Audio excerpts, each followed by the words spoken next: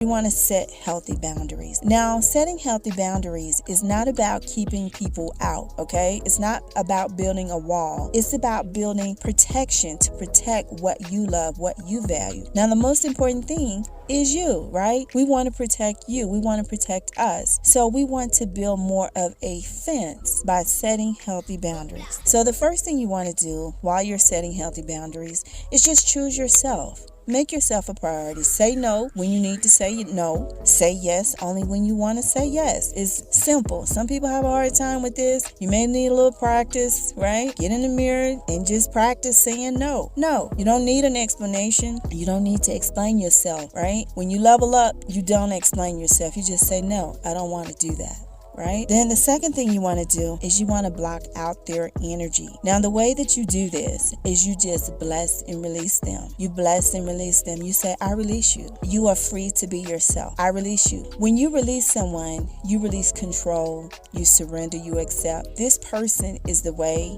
they are. They're not going to change. Some of them cannot change. It's just who they are, right? They cannot change. Either way, you cannot change anyone. You cannot change anyone. And just accept that and just say, I release you. I release you. You are free to be yourself. And then you bless them. Then the second thing you do when you block them is you just block them. Block them in your cell phone. Block them on, if you got a home phone, block their number. Block them on all social media. Stop spending time with them. Stop looking at them. Stop. If you have any pictures, anything like that, just delete all that stuff. Shred all that stuff. Block them in your email. All of that. You just block. This is how you host your own block party. You just block across the board. I release and I bless you. I release you, right? And then you put distance between yourself and this other person. No, I'm not going to hang out with you. No, I'm not coming to your event. No, I'm not supporting you. I'm not doing anything with you, right? Then the next thing that you do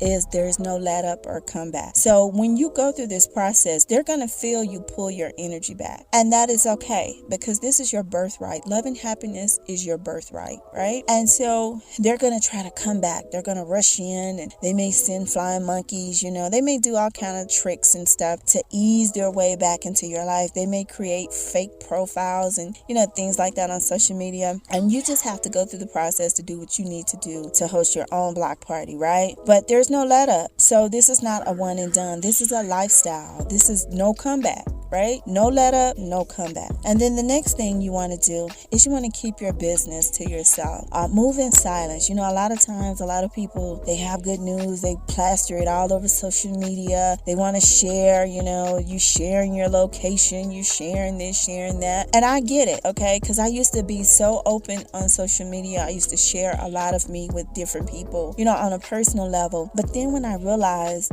that I had dark energy personalities around me, I realized that I could no longer do that, because people were showing up to my location and, things like that. So I had to cut that out. And then you start moving in silence, There's a circle, of your soul tribe, that your inner circle that you trust and that you love and they love you back and have your best interests at heart. These are the people that I can share with. Now, sidebar here, just because someone is your family, biological family member, does not mean that they are a part of your soul tribe. We come into this world with these different titles like mom, dad, siblings, grandparents, aunts, uncles, children, that sort of thing. That doesn't mean that that person will play that role in your life forever. Okay? So sometimes you may have to distance yourself from family members. You could have very toxic biological family members, and you have to distance yourself from that. It could be a generational curse of whatever, dysfunction. If you want to rise above that, if you want to break the generational curse, you have to distance yourself from that. Okay? I'm not saying that you have to stop loving the person. That's not what I'm saying. What I'm saying is you now have to love that person from a distance. Once you identify this person as toxic, you have to love them from a distance, right? That's if you want to access your birthrights of love, happiness, joy, peace, and abundance, right?